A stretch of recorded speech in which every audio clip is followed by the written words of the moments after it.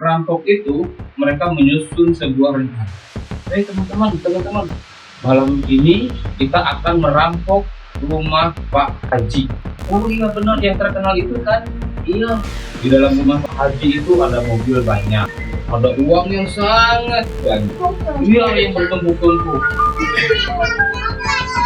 Iya, sangat banyak uangnya. Kemudian di malam hari itu bosnya mengecek pasukan. Gimana, apakah kalian sudah membawa alat-alatnya?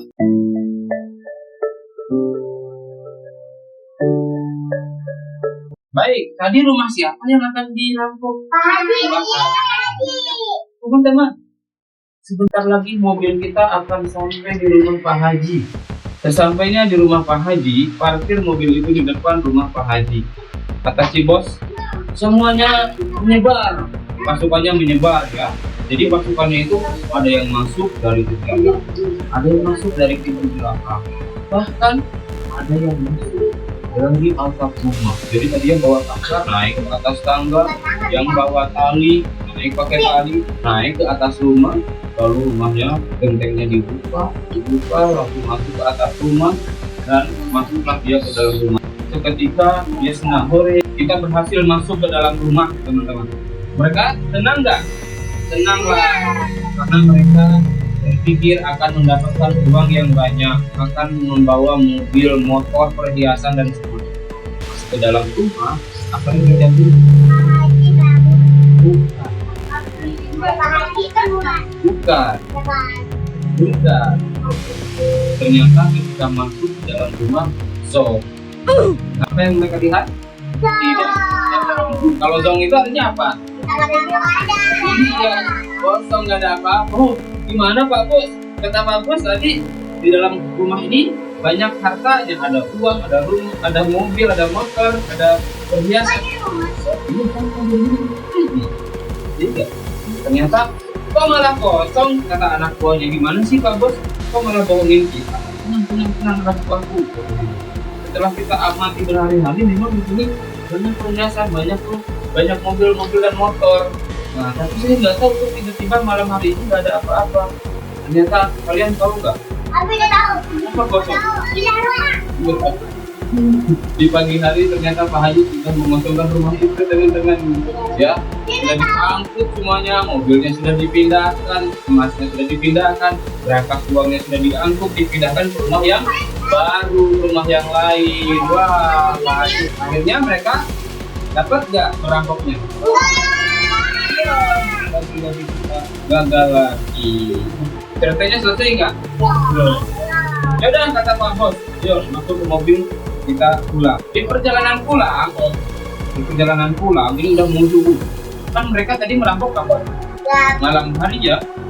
Mereka malam hari, ternyata pas di perjalanan pulang sudah mau subuh. Anak buahnya mengeluh, Pak Bos, kami lapar Pak Bos. Kan biasanya kita merampok berhasil, kita bisa makan. Ya Pak Bos, kami lapar Pak Bos. Bosnya mikir, wah gimana ya? Di mobil kita nggak ada makanan, tadi juga ngerampok nggak berhasil, bener nggak? Nah, itu di perjalanan di tengah-tengah hutan yang tidak ada apa-apa. Ada bawa cong. Nah, dengar, kita lanjutin dulu. Oke, kata Pak Bos, harap tenang Pak Bos, ya. Kata Pak Bos, tenang. Nanti saya akan kasih ide. Ketika mereka di dalam perjalanan di tengah hutan itu, terus si Pak Bosnya melihat, ini teman-teman, di depan kita ada setan lagi bapak ini. Ada tuyul kan nih? Pegel ya kalau duduk ya. Ya lanjut ya, kalau lanjut duduknya yang rapi dulu. Mana siapnya?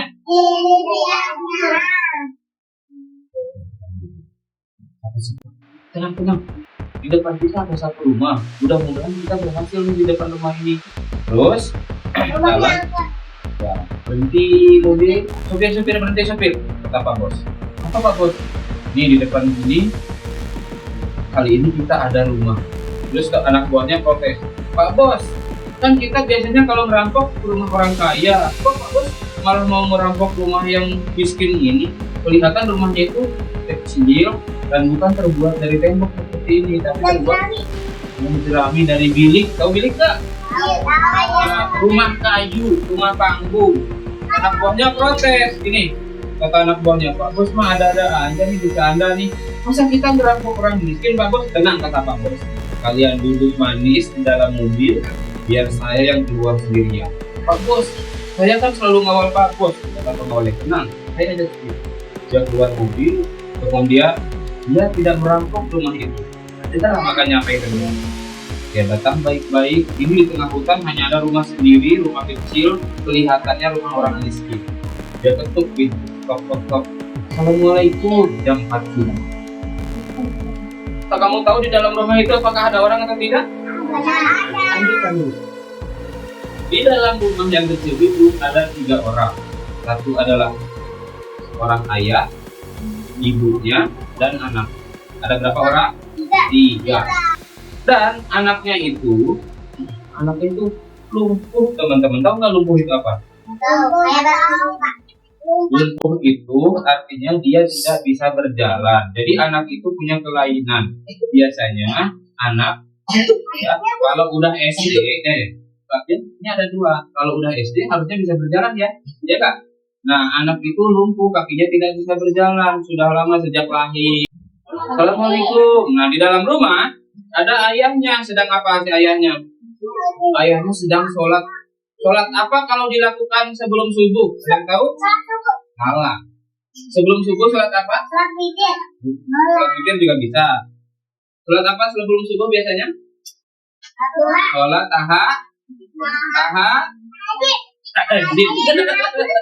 tahajud. Tahu sholat tahajud? Kan dengar. Nah lanjutin dulu. Bapak itu sedang sholat tahajud. Kemudian setelah dia salat, dia mendengar tadi ada ketuk pintu. Kata bapaknya menjawab, Waalaikumsalam. Siapa ya yang di luar itu? Mohon maaf Bapak, kami adalah tentara Bapak. Kami baru saja pulang perang. Oh sebentar ya, saya akan membuka pintu. Sebentar nih. Tadi sebetulnya yang ketuk pintu itu tentara apa perampok? Oh perampok itu bilangnya tentara. Gimana? Yang bisa dibukain. Iya, biar dibukain. Ya. Coba kalau bilang begini. Sih kan? Coba kita ulangi.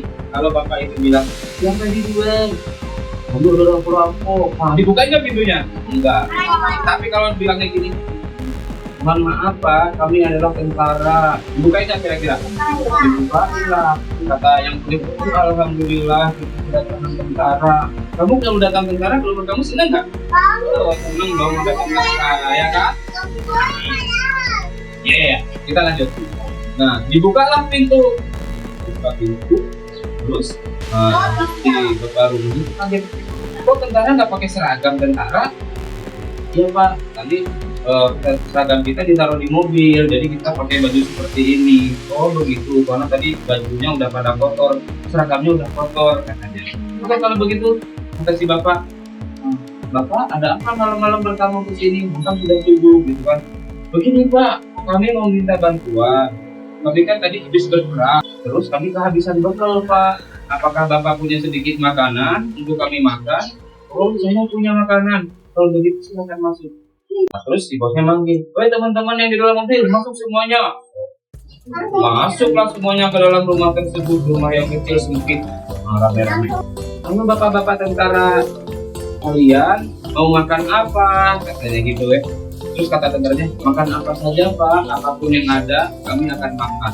Setelah hidangannya dibuat, dimasak, silakan bapak tentara makan semuanya. Setengah jam sudah selesai, tiba-tiba bosnya itu pamit. Apa? Kami mau pamit ya, terima kasih sudah membantu kami mengasih makanan. Terus kata kami, tunggu dulu, jangan pulang. Apa dulu Pak? Katanya, sebentar lagi kan sholat subuh, apa yang harusnya dilakukan? Nah, kan Bapak ini tentara, harusnya sholat dulu bersama kami. Oh baiklah, karena mereka sudah terlanjur mengaku sebagai tentara, ya sudah terlanjur bilang tentara dong. Kan kalau tentara itu orang baik, ya kan? Akhirnya mereka ikutlah sholat. Kata bocah gini, meskipun setiap hari kita gak pernah kita cuma sholat aja. Ternyata kita sudah berbohong tadi mengaku sebagai tentara, benar nggak? Setelah azan, sholatlah mereka rame-rame. Terus Bapak tentara, kami punya satu permintaan untuk Bapak tentara semuanya. Apa katanya? Ya.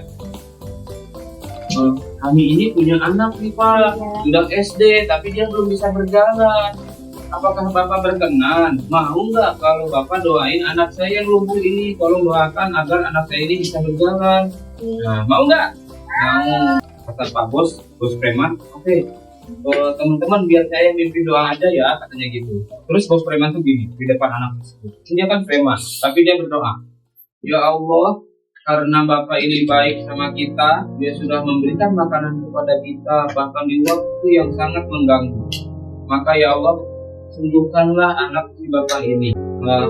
Kakinya yang lumpuh sembuhkanlah sehingga dia bisa berjalan normal seperti anak-anak lain. Lalu pasukannya berkata apa? Amin. Terus si Bapak yang punya rumah itu berterima kasih. Terima kasih ya Bapak tentara sudah mendoakan anak saya. Terus kata si preman itu, terima kasih juga Bapak sudah memberikan makanan kepada kami. Kalau begitu kami pamit ya. Ya pamit, salaman dan mereka pun pulang. Belum selesai belum ceritanya? Kan mobil udah pergi dan premannya sudah pulang semuanya. Pertanyaannya, anak yang tadi lumpuh itu setelah didoakan oleh para preman tadi, oleh para perampok, ya, ada keajaiban teman-teman. Kira-kira anaknya itu suatu saat masih lumpuh atau bisa bergerak? Setelah beberapa hari, Allah mengabulkan doa para apa tadi anak itu berjalan, bisa berjalan. Si bapaknya senang, alhamdulillah ibu. Ini bu, Pak, lihat bu, anak kita yang sudah belasan tahun ini sekarang sudah bisa berjalan. Alhamdulillah, ini adalah berkah dari Bapak tentara yang malam hari doakan kita. Begitu, dia pakai subuh hari mendoakan kita. Ceritanya sampailah kepada preman yang tadi. Jadi, tahu nggak artinya viral? Dia lihat medsos, wah, ada video yang viral. Di suatu malam ada sekawanan tentara masuk ke dalam rumah dan tentara itu mendoakan anak yang tidak bisa berjalan. Dan beberapa hari kemudian anak itu sudah bisa berjalan. Pertanyaannya, apakah yang mendoakan tersebut dulu apakah itu perampok atau tentara? Perampok. Tapi berita viralnya adalah tentara, ya kan? Berarti perampok itu sudah apa? Berbohong. Akhirnya perampok itu datanglah ke rumah tersebut. Bapak, kami datang ke sini kembali lagi. Terus apa? Kami mau meminta maaf Pak, karena sebetulnya kami ini bukan tentara. Kami sebetulnya adalah perampok. Kenapa kamu waktu itu bilangnya tentara? Agar Bapak percaya sama kami, agar Bapak tidak takut sama kami. Jadi kami diberi makan sama Bapak. Oke, nggak apa-apa. Saya maafkan kalian dan terima kasih juga karena doa kalian anak saya sudah sembuh. Ini adalah apa? Oke. Nah, kira-kira anak yang tadi lumpuh itu sembuh gak sekarang? Oke. Akhirnya si perampok itu berkata gini, Bapak, karena dari kejadian ini kami berjanji kami akan bertobat dan tidak akan lagi merampok. Kenapa dia tidak akan merampok lagi? Karena dia berdoa. Iya, karena dia terharu gitu ya. Dan dia akan bertaubat. Sejak saat itu perampok itu sudah tidak lagi merampok dan mereka berubah menjadi orang yang baik. Dan ceritanya selesai. Coba kira-kira pelajaran apa yang bisa diambil dari cerita ini? Gak boleh berbohong. Gak boleh berbohong. Apa lagi? Gak boleh ngerampok. Apa lagi? Gak boleh. Gak boleh. Ya, kalau punya makanan gak boleh minta-minta. Tapi ini teman-teman, tetaplah berbagi kepada siapa. Mau lihat orang kaya itu gimana? Orang-orang itu yang punya sedikit. Oke ya, jadi intinya adalah apa? Teruslah berbagi kepada siapapun, benar nggak? Ini misalkan gini, maaf, ada tetangga kita, misalkan dia sudah nggak punya ibu, kita kasih ya. Ada tetangga kita, nih teman kita, misalkan di sekolah atau di rumah, dia sudah nggak punya ayah, tahu nggak siapa namanya? Anak yatim. Nah, kalau sudah ada anak yatim, kita harus berbagi dengan dia. Oke, karena ceritanya sudah selesai, duduk yang rapi dulu. Duduk yang rapi. buru-buru saking nih. Duduk yang rapi. Iya. Ya.